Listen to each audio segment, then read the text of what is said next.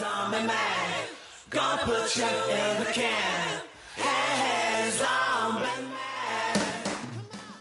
Hi guys, and welcome to Wednesday Night Zombie Fever. You're here with Steph, Rach, and our new, guest presenter for tonight, Emma, who's replacing Bridget because Bridget's a bit sick today. So, hi everyone, it's a pleasure to be here, warming up Bridget's seat tonight.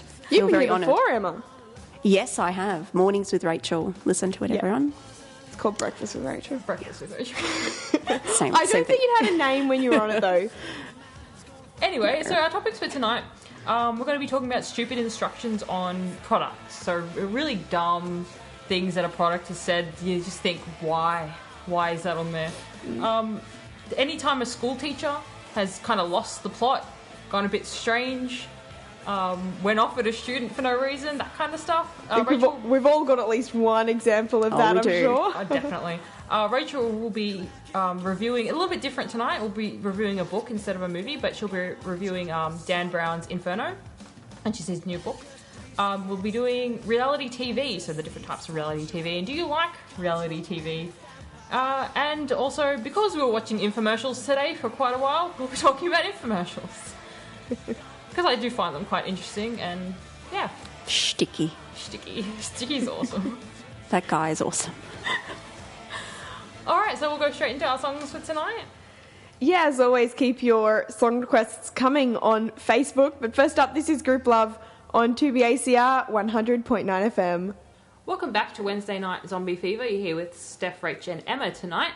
So our first topic tonight is stupid instructions you get on products.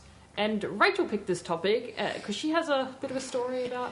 Yeah, like most of my stories, it starts with my cat vomiting on my floor. That's most... And ends with me telling everyone on radio. Basically, my cat vomited on my floor. Anyway, it's carpet. Well so done. I had to clean it, right? And here were the instructions on the carpet cleaner. Number 1, you have to use it immediately. Number 2, test it in a small area first. Overnight.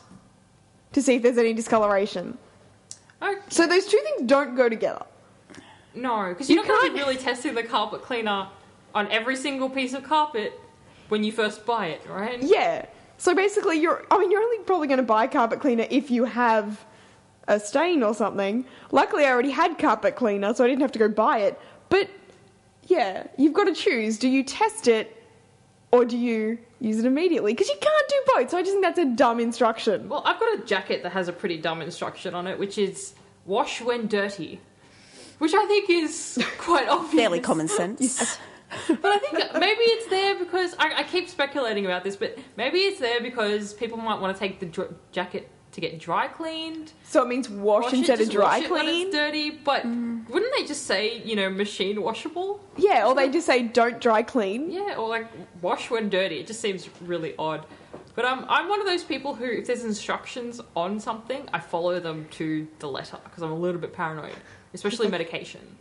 That's why it's super annoying when you get those picture-only instructions. Yeah. And Like the I'm the IKEA same. style I really ones. want to follow them to the T. But when I've only got that stupid little cartoon to go off, that's pushing it. Well, the cartoons are odd too. Sometimes you can't tell what they're doing. You're like, okay. Yeah, well, that's right.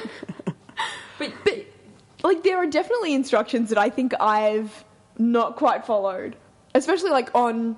It's not quite medication, but things like, acne products or, like, beauty products. Whether it's, like, a hair product or, like, that shaving cream stuff where it's, like, test in a small area. I just test on my whole leg.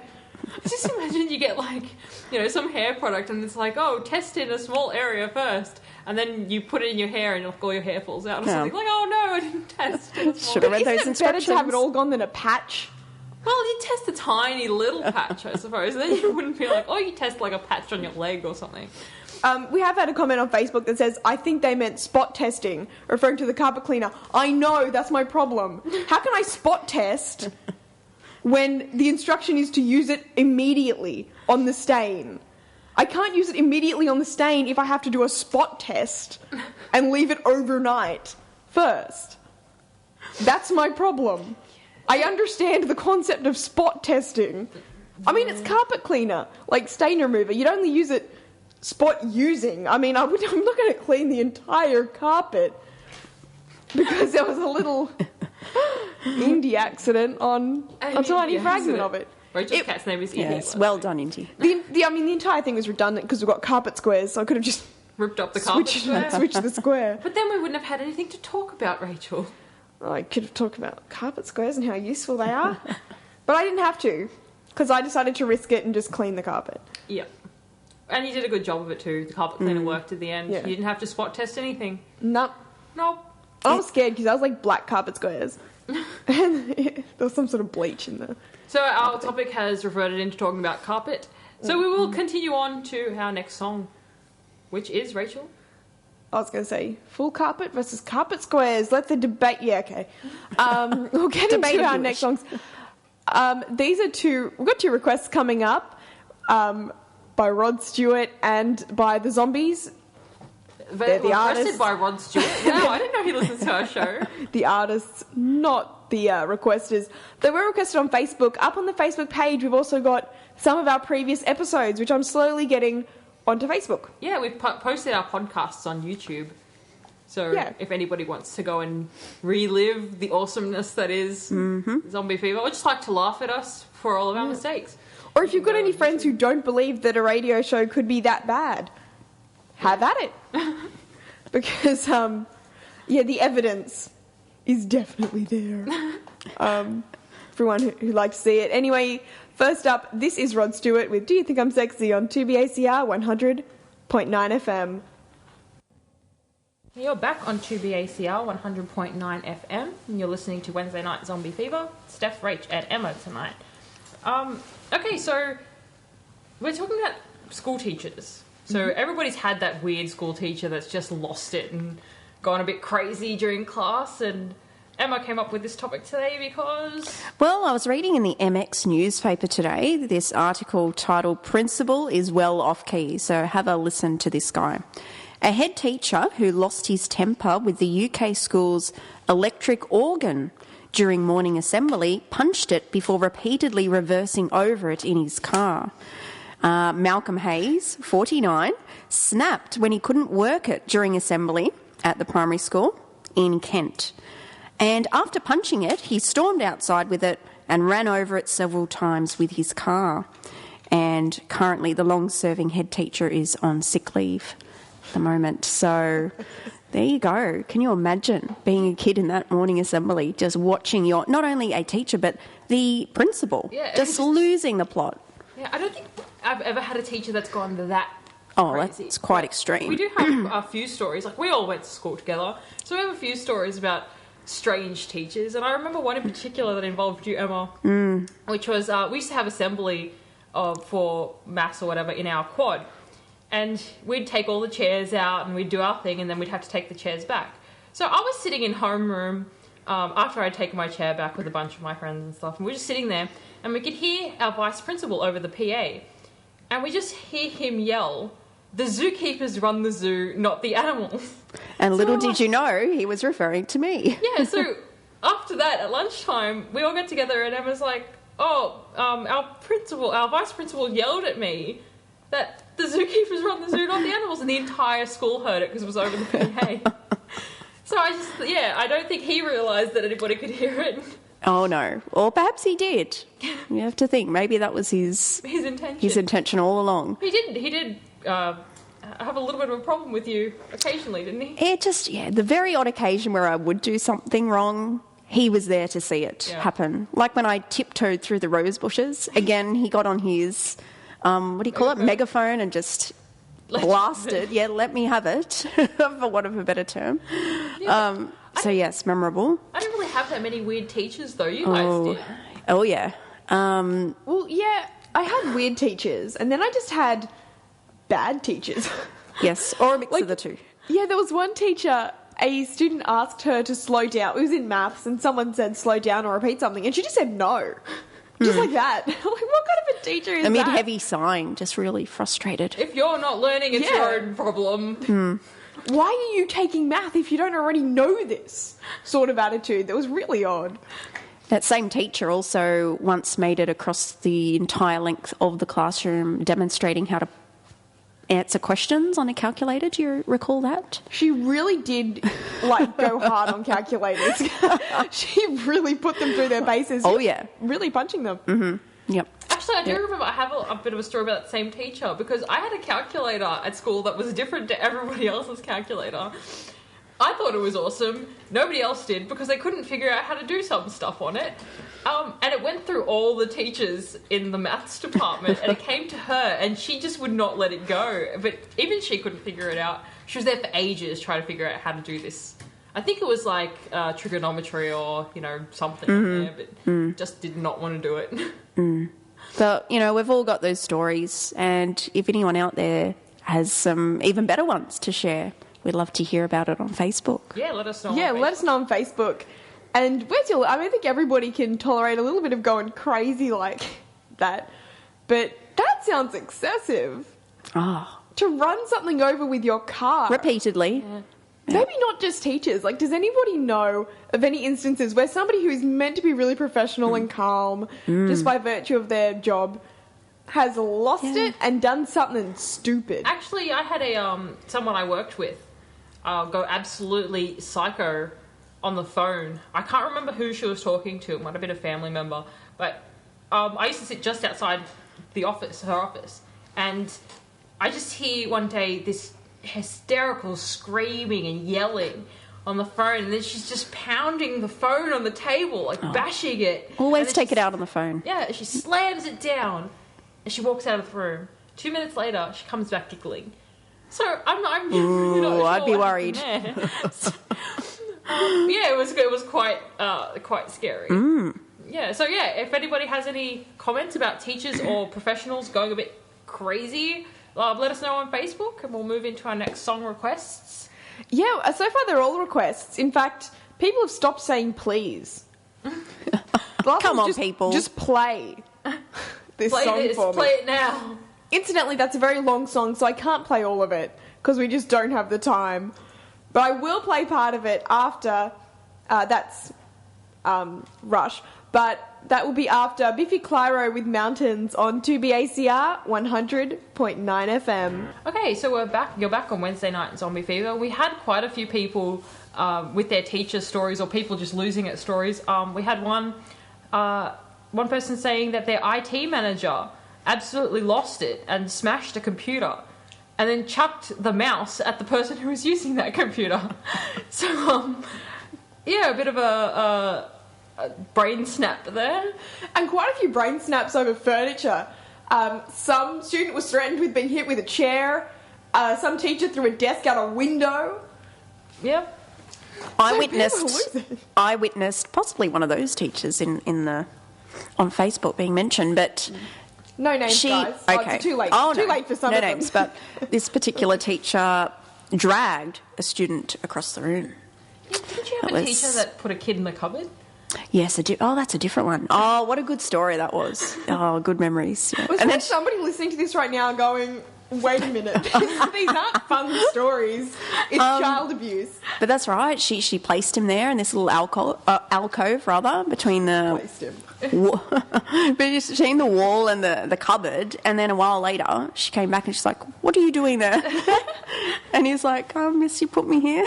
But you're a teacher. Have you ever come close to throwing furniture out a window or at someone? No, but see, that's what I'm afraid of. Is this what I'm headed for? One day that will be you. Maybe. And Yeah, some that's kid what I'm from worried about. Some community radio station will be saying, "Oh, my teacher." Yeah, it'll come full circle. I'm sure it will one day. Is there anyone that you're worried about? Like, they're just that little bit too calm. They're like crazy calm. You can tell that that's the calm before the storm. And they're just going to... That's me. I think that's me sometimes. Yeah?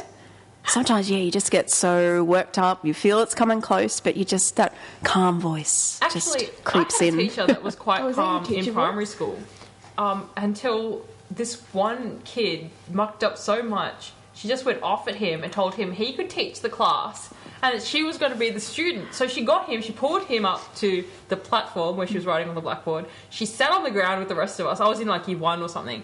And then she just started rolling around on the ground. Oh, right. Yeah. And just talking like it really loudly and just rolling around. She's like, see how disruptive it is? And she sit down. Reminded me of another story, actually. This is a year 6 teacher, and she explained the upcoming task to the kids, and she was met with a few sort of groans, like, oh, really, do we have to? And she just said, she left it there. She's like, okay, I've actually got kids, nothing else planned, so I'm actually just going to go and sit at my desk and we'll do nothing. And apparently she kept it up for about 15 minutes, and the kids are just looking at each other like, oh my God, she's serious. What is she doing? And she's like, we want to do the task now? Okay, so...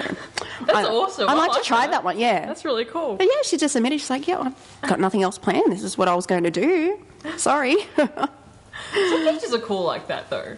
But we'll move on from our teachers now. We'll, again, like I said, it's a bit different this week. So instead of reviewing a movie like we do every week, Rachel's going to review a book she just read, which is Dan Brown's Inferno. Yeah, give me a second to collect my thoughts on this one.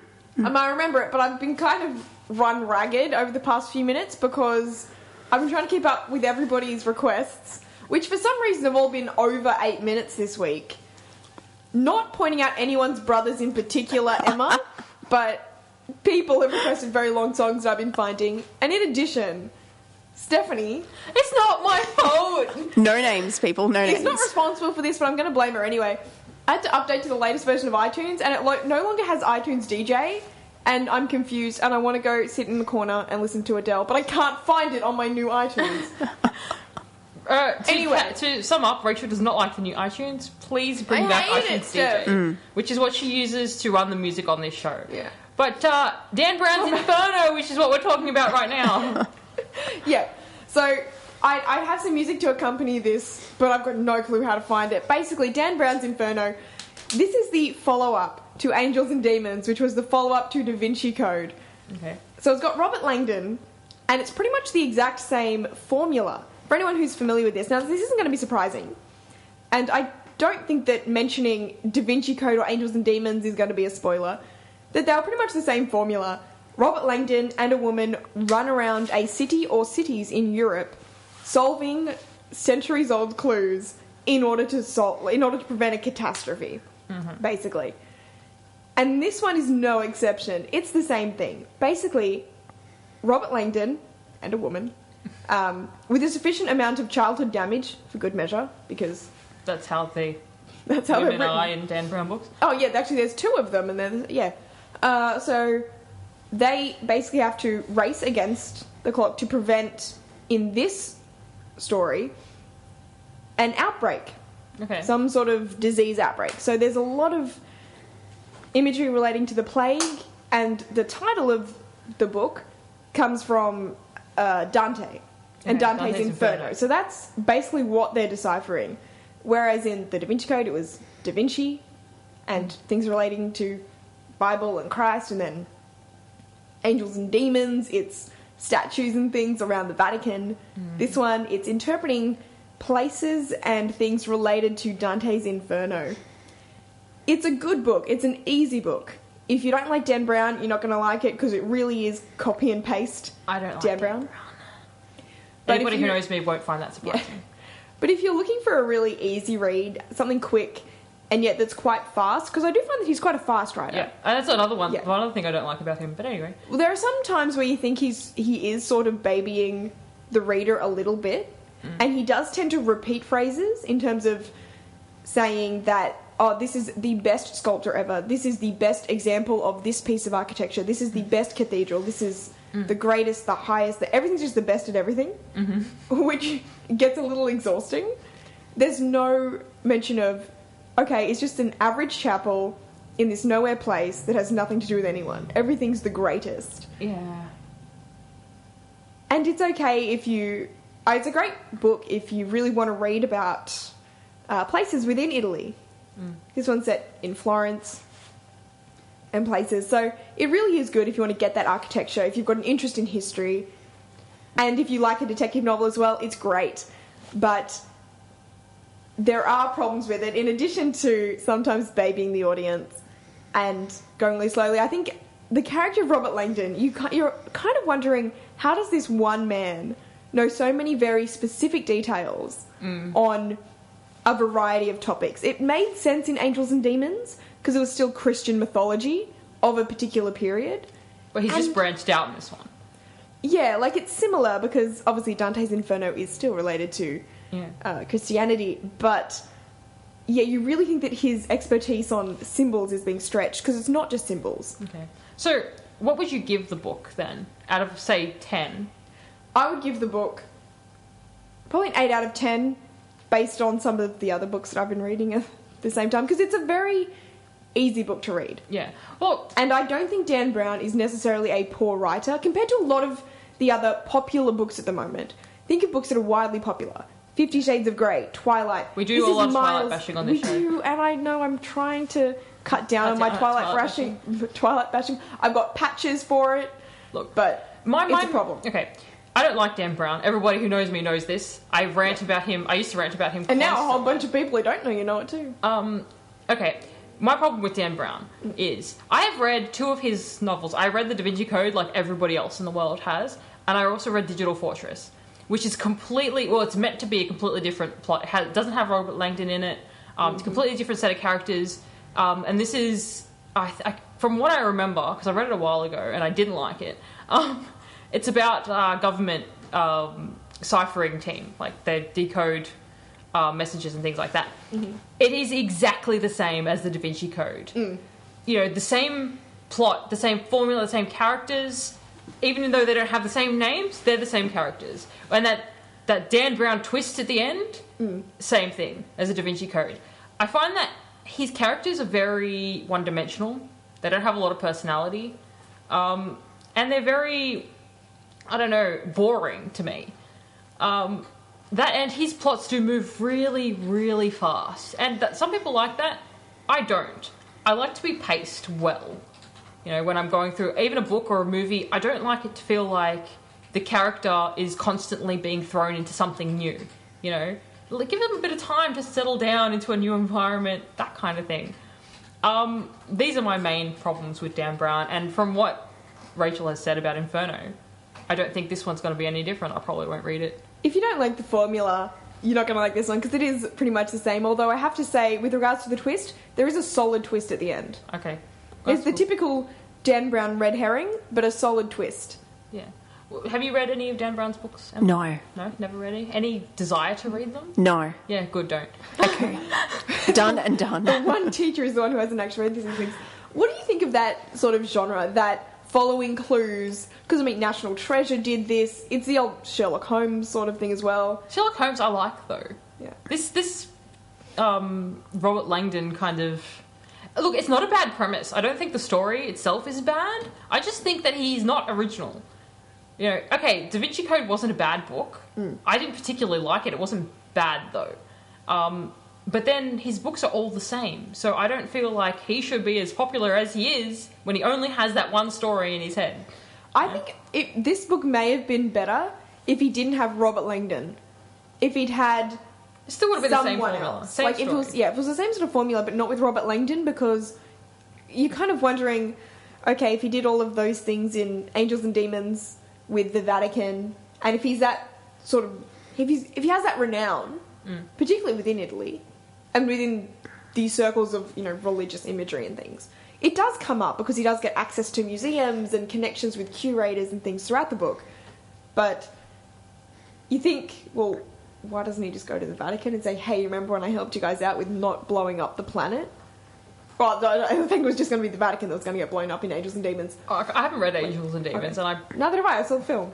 Don't really remember the Da Vinci Code. I read the Da Vinci Code. Is Robert Langdon in that? Yes. Yeah. Oh, is that Tom Hanks? Tom Hanks, Yeah. yeah. I get So you've seen the movies, yeah? No. Oh, okay. I've seen the previews. I think the movie might have actually been better than the book because it had Tom Hanks in it. I quite like it. And it also has Good all actor. of the visual things as well. Like, you can see the Louvre and you can see Vatican City and things. I don't like Robert Langdon. I feel that he has no personality at all. And this is one bit I particularly remember as Dan Brown trying to put personality into Robert Langdon. And he's like, Robert Langdon didn't like heights. He was afraid of heights. And that's all. Like, that's No, he's That's the afraid most of insight confined you get. spaces, isn't he? Oh, I don't remember. And that is I thought still it was repeated heights. now. I thought it was heights. I was sure it was heights. I don't remember. Actually, and one thing that did really annoy me, though, was one line where he says something about I don't know anything about getting shot at. I'm a professor. This guy's been shot at for the past 2 books. Yeah. I think I'm just a lowly professor card has been played enough.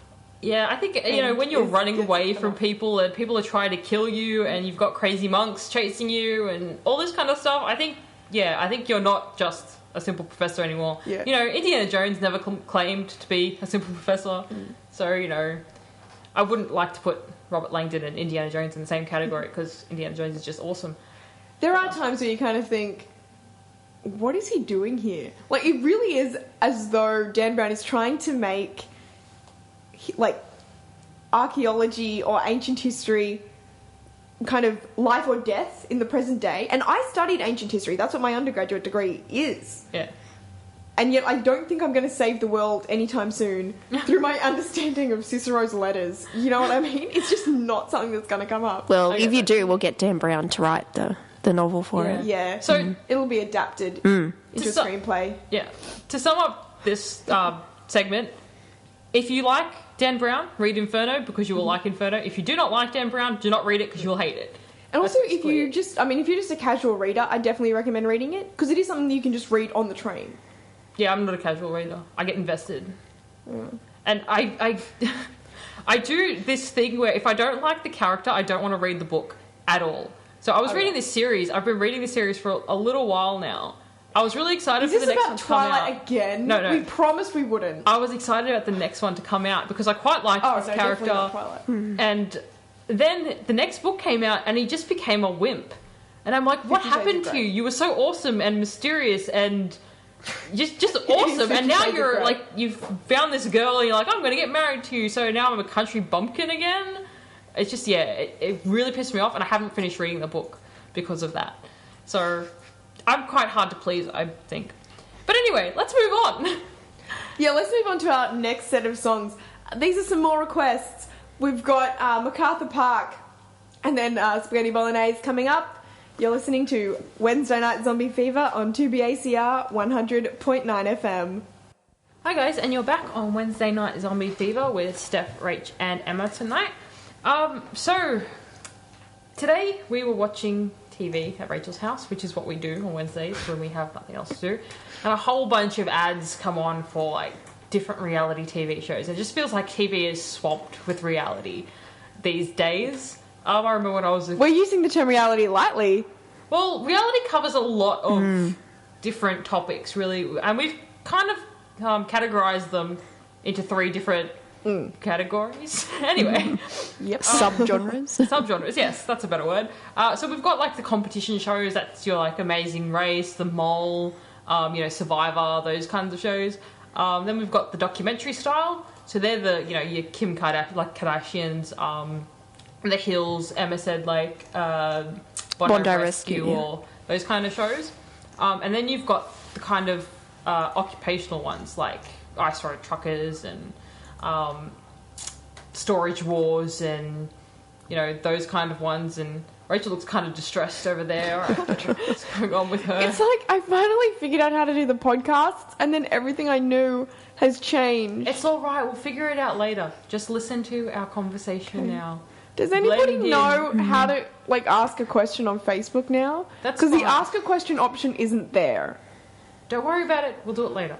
Anyway, so iTunes is still here's what we're sad. Thinking today about reality TV. Do you like reality TV?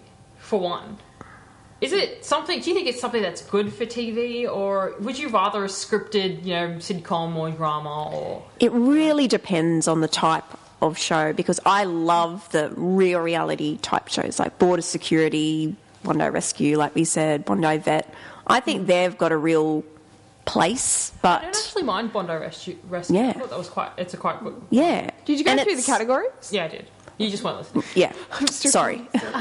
And it shows people really lap those kinds of reality shows up. It shows in the ratings, but in terms of, faux reality like Kim Kardashian, I mean, that's not true reality, is it? No, well, it really isn't. Those ones aren't.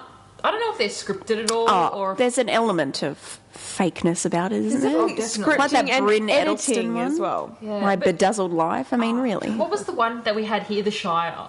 Oh. That was definitely not real. No. Those people actually admitted themselves that it was That's it. semi-scripted and, they had different stories that they were supposed to follow and things like that. Didn't Kim Kardashian get caught basically coming out of a studio with an outfit that she'd worn when she was in Dubai? And then there was this episode on the TV show where she was wearing that outfit and her mum was there. They're in the back of a car, but in the episode, the windows were blacked out. And because they'd been photographed taking the kind of clothing they were wearing in that clip out of a studio, they'd been accused of just staging that entire thing. Oh, well, it's possible. I wouldn't put it past them. No. Those kind of shows I don't like. But, No. Though, that... It also, I think the first one was The Hills. That's quite an old one now. And then, there's Geordie Shore, there's Jersey Shore, which I just can't stand those shows. But some of them... I mean, I've watched Storage Wars a couple of times. I haven't seen that one. That's the one where they go to different storage lockers, and if the person hasn't paid their storage fees in a while, they auction off what's in the locker. Oh, I see. And Okay. people, they're not allowed to go in there and look at it. They just open it quickly and they take a look and then they close it and they bid.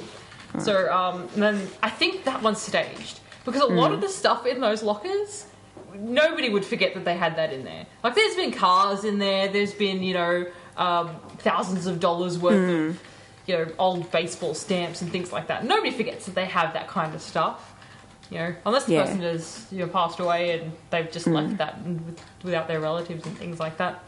So I think when there's an element of when you're starting to doubt its true reality, I don't think they have a place. But competition-wise, they do get you in. Like The Amazing Race, I'm a big fan.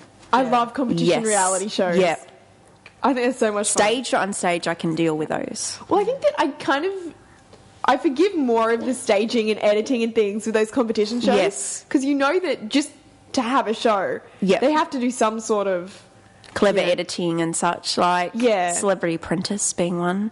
I mean, surely they get told to put on those arguments and the tantrums, but it just gets you Creates in. drama, Yeah, that's it. Otherwise like- people wouldn't watch. I was watching an episode of Survivor, and I'm sure that they've edited the competition, they do their little challenges and stuff. They've edited it together to make it seem like it hasn't taken as long as it has, or that the contestants are closer together than they actually are. I'm sure They that also, goes on. I think they also film parts of, how sometimes they've got aerial shots of those competitions? They film those afterwards. Right. I think because obviously when you see that aerial shot of the beach, there's no cameras. Yeah. When obviously there will be cameras in actually those shots if they were real, because you can see them. You've got cameras right next to people's faces. Yeah, that's true. But Yeah. so do you have a problem with reality TV? Do you think it should be It should be real. Yeah, that too. But I feel like a lot of these shows are influencing people badly. Oh, yes. Take Geordie Shore. I keep saying Geordie Shore, but the original one was Jersey Shore. Yeah. And then Geordie Shore is the British version of that. And then we had The Shire, which was our version, which lasted 2 weeks or something. And even New Zealand had one, and the Gold Coast had one as well. Those shows I absolutely hate. Because I know a lot of younger teens watch them, and I think they get influenced by that, and they think they watch these people acting that way, and they think Yeah. that they should act that way as well. But don't you think they can also get influenced by scripted television? Yeah, but I think scripted television is more thought out, and you don't see some of the stuff that you see. Anybody, listeners, go out there and watch a clip for Geordie Shore in particular. Yeah. It's really, really disgusting, some of it. And that's being passed off as though it is real. Yeah. So it has that element too.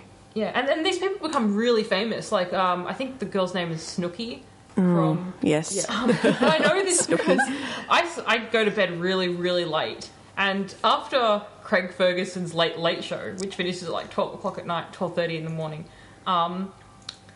there's E.T. and then there's Extra and that kind of stuff. And I kind of just, I don't know, I'm playing on my phone and it just kind of runs through. And I hear about, Snooki losing however much weight she lost and Kim Kardashian having her baby and all this kind of stuff. And I'm like, I don't know who these people are. What have they done to become famous? They're not actors. They're never ever going to win an Oscar or anything like that. So why am I... They're not artists in it. But even, like, actors, I mean, do they really deserve all of the fame that they get as well? I mean, I think that there's a place for reality television. Because I don't have anything wrong with the principle of reality television, but there's good and bad. And people who really get down on... I mean, it's particularly... I don't think many people really criticise the competition reality shows. No. Because that's just like As an much extension of a game show. Like, you can't really criticise The Amazing Race if you watch... You know, something like Wheel of Fortune, or because it's basically the same thing. It's just a game. That's right. Yeah. And there's actually, it's something to watch. It's entertaining and everything. And I think these other reality shows, they can also be entertaining. And so they've got a place on television. yeah. Yeah, but I think they're entertaining in the wrong kind of way. You know, But there are really bad scripted TV shows. I think when because I prefer, when I think of my favourite TV shows, I wouldn't say, oh my god, Survivor is my favourite TV show. But I do enjoy Survivor. But for some reason, when people are thinking scripted versus reality television, they're never comparing reality television to bad scripted television or even average scripted television. They're always comparing it to their favourite TV shows. Yeah, well, I don't really have any favourite TV shows, and I don't watch much reality TV, whether it be, you know, these game kind of competition kind of shows or even documentary ones. I've watched a couple of episodes here and there, but I don't really watch a lot of reality TV. Actually, there was one I did watch, and that was The Block, because I like to see the renovations, basically. I don't really care about the drama that goes on. I don't care about this person hating this person. I don't care what the judges have to say. I want to see what the room looked like before and after, and that is why I watch the show.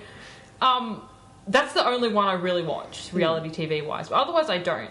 I know there's a lot of badly scripted, like, just bad shows out there. Like, you know, I really don't like Neighbours and Home and Away and all those kind of soap operas. I'm not a fan of that genre. Yeah. But I don't think those shows influence people in the way that are really bad. Like, again, Geordie Shore or Jersey Shore influence people. Not to mention the problem of, I guess, like with the Shire and Geordie Shore and all them, they're... Like, can you imagine the people who actually live in those areas? Like, such as New Jersey for Jersey Shore.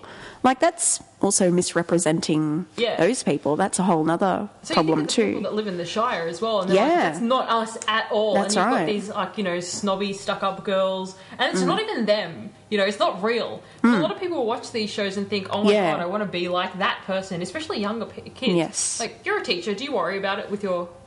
Do you worry about your kids being influenced by TV? Yeah, and you know that they are being influenced just through what they say, and they're watching more and more TV today. So yeah. But reality television isn't new. Well, it's not new, no. It's been around So for a long time. I know that people complain about violence in TV shows and things influencing kids, but reality TV shows were around when we were young. Definitely. Laguna Beach was a big one. Yeah. It became The Hills.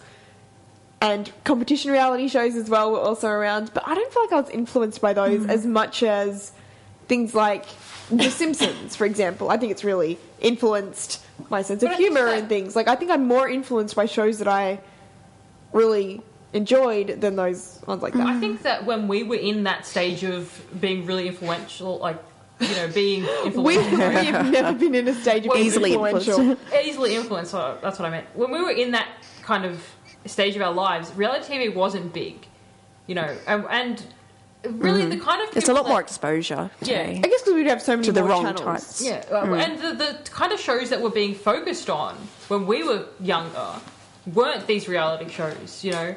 So we never we didn't get anything that that bad exposed to us when we were younger. We got Full House. Oh yeah, I remember that. We got the moral message rammed down our throats every end of every half hour. Brady Bunch. The Brady Bunch, yes. We did really grow up in a time with a lot of sitcoms. I agree. We got Seinfeld. I mean, we were young for Seinfeld, but we got The Nanny, we got Frasier. I love Frasier. Yes. Would you feel like that's what we grew up with, or that's just what we watched? Because maybe kids of this generation are going to grow up going, oh yeah, I grew up in the time of The Big Bang Theory and How I Met Your Mother. Yeah. And they're going to say that.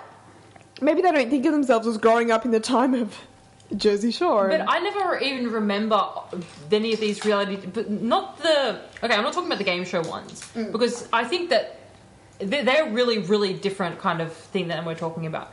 But the ones like... particularly the documentary kind of ones, so Geordie Shore and Jersey Shore, I don't remember The Hills or Laguna Beach at all being on when we were younger. And I know they were. I just don't remember it. Well, somebody else has said that on Facebook, who's also our age, Karen has said that she loves Laguna Beach. Oh, well, there you go. So some people Especially do the remember it. guy on that show, who incidentally looks really young. Karen, go back and look at photos. He looks really young to us now, but go on. Okay. I've never watched Laguna Beach. No, I never watched it. That's what I'm saying. Like, I think that it wasn't as big. People did watch it, but it wasn't as big when we were younger. So we weren't too worried about being influenced by it. And I think as we get older, we've realised what shows or what is influencing younger people. Because I know in the industry that I work in, there's this big uproar, because I work in the game industry.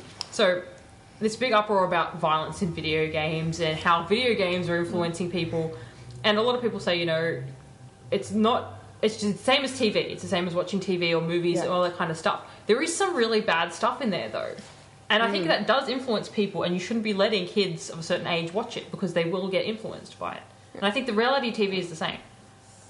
Even worse in some cases. But I think, like, in terms of, like, influencing kids and things, I think it's weird that, like, sexual content is edited and censored far more than violent content, and I think that is wrong.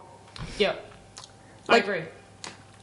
It is far easier to get a film, like, a lower rating if it's got somebody blowing up, if it's got somebody being shot, stabbed, just name something happening to them. Yeah. But the second it involves anything even slightly sexual, and it's... Yeah, but parents are the same. Like, we talk to a lot of parents about selling R18 games or M15 games to their young kids. If it has violence or swearing or anything in it, they're more likely to buy it for their child than if it has sexual references. Which I think, I think they should be both treated on the same level. They're both adult content. So I don't see why one is given preference over the other. You know what I mean? Yeah. Okay. Cool. So getting kind of heavy here, guys. Well, coming back to our reality TV topic after these next couple of songs, Rachel's going to do a very short review on The Mole, which just came back on. I was really shocked for a second. I have been so wrapped up in everything changing on me. Like, this new iTunes doesn't have iTunes DJ. The ask a question function has disappeared from Facebook. If anybody knows how to solve that, soon Rachel's head will explode. Calm down. Yes, calming voices. I'll play you Hakuna Matata later on. Just go to the next song. Everything's changing. Go to the next song. Everything's changing. Is the name we'll of the be able to deal song. with it. Then go to it. I'm trying to play it. Stop saying this. Here's Everything's Changing by The Kin on 2BACR 100.9 FM. Welcome back to Wednesday Night Zombie Fever, and we're continuing on with our reality TV topic. Rachel quite likes reality TV game shows, and she watched The Mole just returned, like with this new season. So Yeah, The Mole is back. Rachel thought she might do a little bit on The Mole tonight. Yeah, so I didn't catch last week's episode, so it's going to be a great review. In fact, I only catched part of last night's episode. But I do love The Mole. I love the entire premise of somebody trying to sabotage everyone else. Because you do get a bit of this on Survivor and The Amazing Race, but it's just funnier when there's one person that everyone's out to get. So for those of you who aren't familiar with the premise of The Mole, you've got a team of people who are competing for basically a monetary prize. And in completing all of these tasks and challenges, they get more money in the kitty.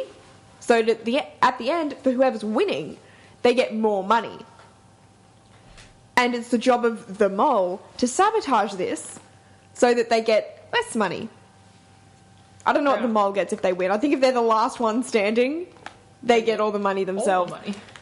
And so at the end of every episode, every now and then, they'll have a quiz where every contestant has to answer questions about the mole. Whoever gets the least number of questions correct is eliminated. Okay. So obviously the mole is going to stay in because they know who they are and they know all the answers. There's a couple of strategies here that I've noticed. Obviously, you've got people who are really trying to get as much money as possible. You've got the mole, but you don't know who that is.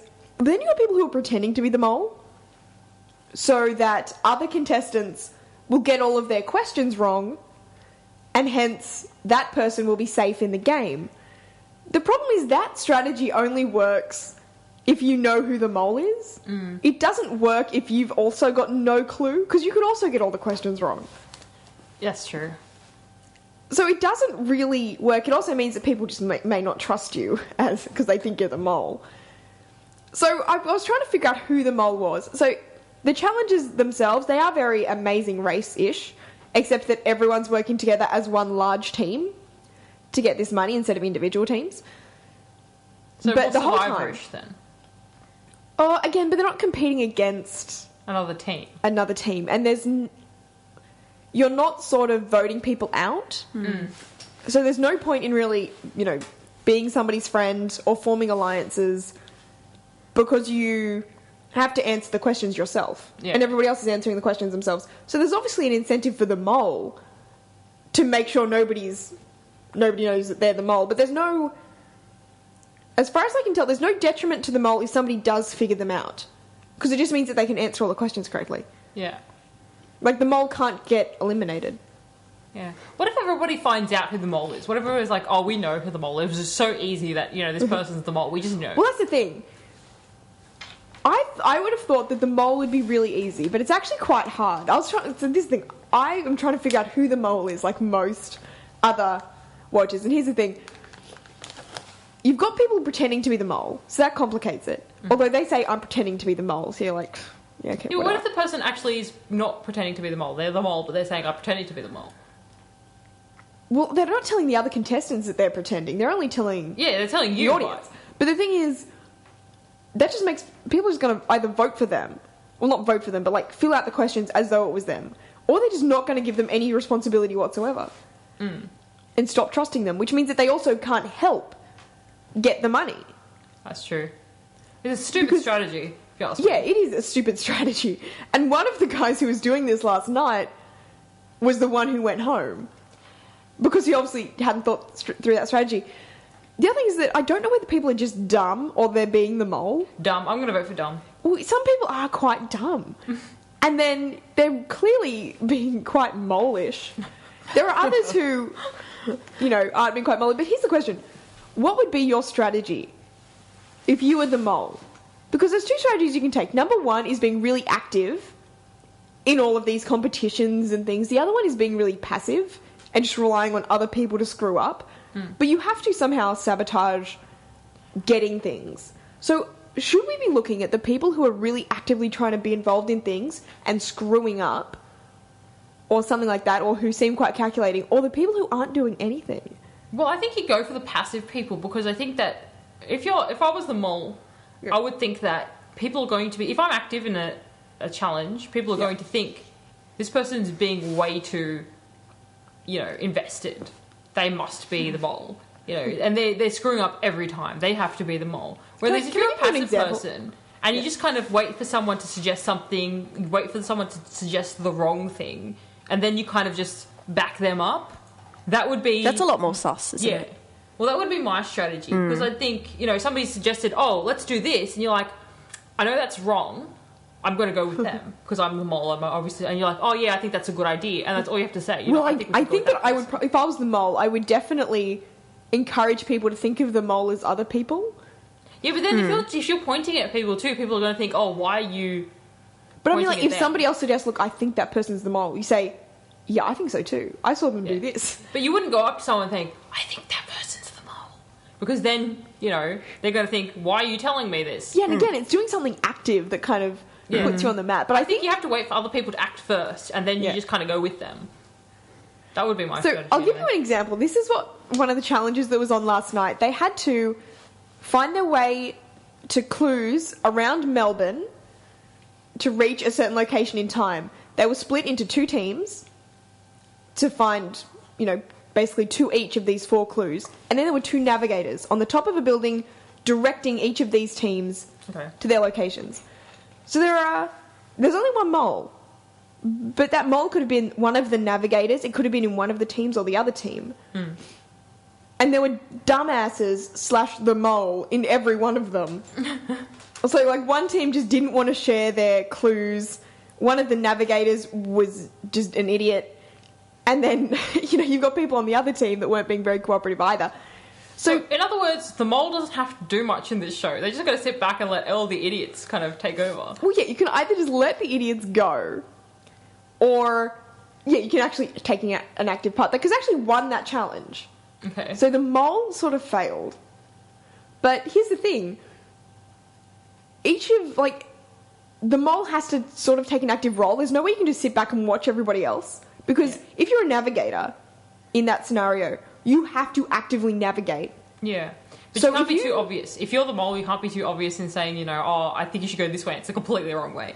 Yeah, but one of the navigators, the girl, she told them to go to this clue that the other team had already gotten, but the other team wasn't sharing their clues. Okay. Why wouldn't they share their clues, but if they're all on the same team? Well, because they thought that, I don't know, their own navigator was the mole or something, that they thought it could be, that they could get to the... Sounds like a very, very interesting show. I might actually give it a look in. What time is it on? No idea. No idea. All right, awesome. But you can, it's really an interesting one to get into because you can actually watch it and sort of play along in a way to try to figure out who the mole is. Someone mentioned a reality TV show that they really hated, which was Big Brother. Did either of you guys watch Big Brother? Oh, definitely. I watched the first No. few seasons, but then I kind of got out of it. And then Friday Night Games became more interesting than the actual show. I've never watched Big Brother. I didn't understand the whole, let's stick people in a house and just watch what they do. That's it. It just didn't even appeal. No, I don't think it sounded interesting at all. And I don't know how it ran for how many seasons. They're starting another one now. Yeah. Probably. Yeah, I've seen the ads for it, the big twist. It's definitely not as popular as it used to be, though. No. There was this massive controversy that happened. Something happened in the house. The UK one? I don't Or remember. the US version. Somebody was assaulted or something. Oh, no, yeah, that was in the Australian recently, but it was either the UK or the US version recently. There was some racist Oh, okay. problem where there was these racist and homophobic remarks coming from one of the housemates, and they got voted out the next. No, I remember that someone got assaulted or something, and that's why the show didn't run for a couple of years, because they thought they're not going to bring it back because this happened. I mean, really, what's the worst place to assault someone? When you're being watched by hundreds of cameras. Yeah. You know you're going to get photographed doing that. Yeah. So I think that show is really dumb, and I don't know why it's still on. I really don't know. I guess it all depends on the casting. Like, they really started to get dumbasses. Yeah, they really started to get people who they thought would kind of grab viewers and who would be entertaining. But if you have too many of those people in a house, there's no one to relate to. Yeah, and you just whereas in the crazy mole, people everywhere. Yeah, whereas Let's stick them in a house together. in competition shows like The Mole or Survivor or The Amazing Race, you have people where you're like, oh yeah. I know. I remember a season of Survivor I did watch, which was the pirate one. They had a pirate themed one, and I just love everything pirates. So I except when they're fighting ninjas, apparently. Well, ninjas are more awesome. But anyway, yeah, and it was a pirate themed one. I really liked this guy Rupert, and he was just so cool. But then there was this other guy, and I can't remember what his name was, but he was just so good at playing the game. Like, everybody on the island hated him.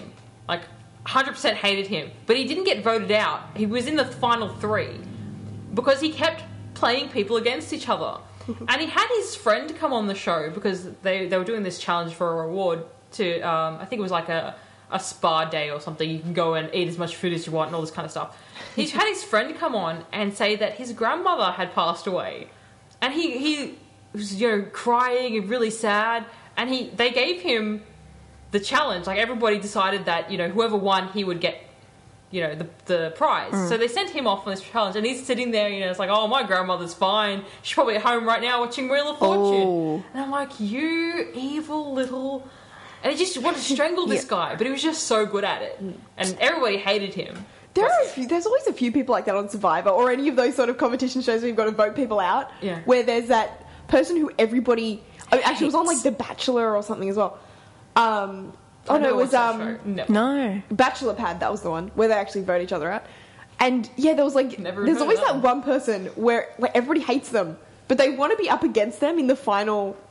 round or whatever, because they know that all of their voted out castmates aren't going to vote for them to get the money. Yeah. So they figure, okay, well, we'll keep him around because I'd rather be against him in one of the the final popular trial than the that's others. it. Yeah. So we'll move on to our next couple of songs now. We'll move on from this topic. So what's our next song coming up, Rachel? Our next song is ABBA, ABBA. followed by Imagine Dragons on 2BACR 100.9 FM. Welcome back to our Wednesday night zombie film. Was that just the circle of life? Anyway, moving on from that. Like I said, Rachel and I were watching TV because that's what us casual employees do for most of our day. Yeah.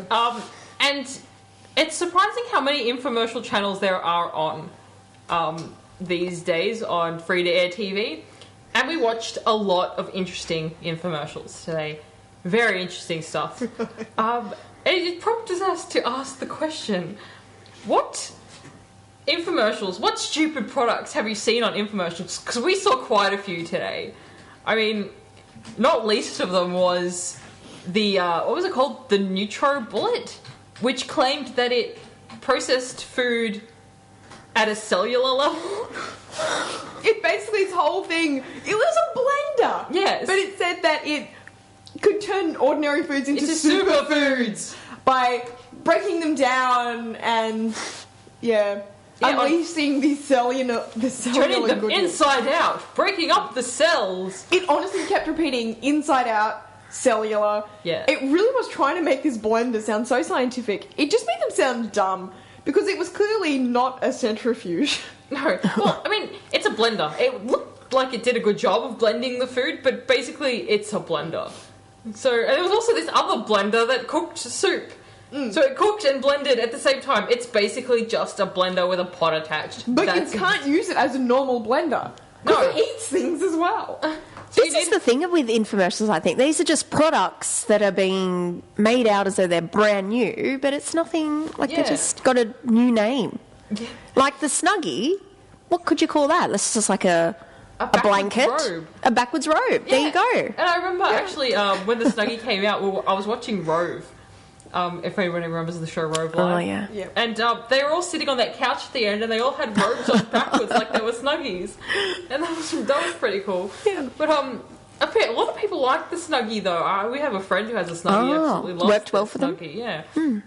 But stuff like that, you watch it and you think, why? Yeah, why is the It's question? a blanket with arms. That's right. And those, Okay. anything to do with the kitchen, I think. There's a Because lot there of were those also chopping those, ones. chopping things. The V slicer comes to mind. Yes, I remember the V Yeah. slicer. Useless. Yes. We saw the one guy today. didn't think so. I can't remember what it was called, but basically it was just this like web of knives thing. You just put your vegetable in it, you pulled the thing down, it cut it into cubes or whatever. And like you can cube cheese so easily. Okay, you just go out and buy cubed cheese. That's right. Was that ever an issue to begin with? Like, and look at how quickly you can chop these potatoes into chips. You can You chop. still got to cook them. You can chop 2 strawberries at once. And like you still have to cut these things first. You can't just put a whole, tomato in there. You can't put a whole potato. You can't put a whole apple in there. You have to cut them first. So what's the point? Not saving time. Yeah.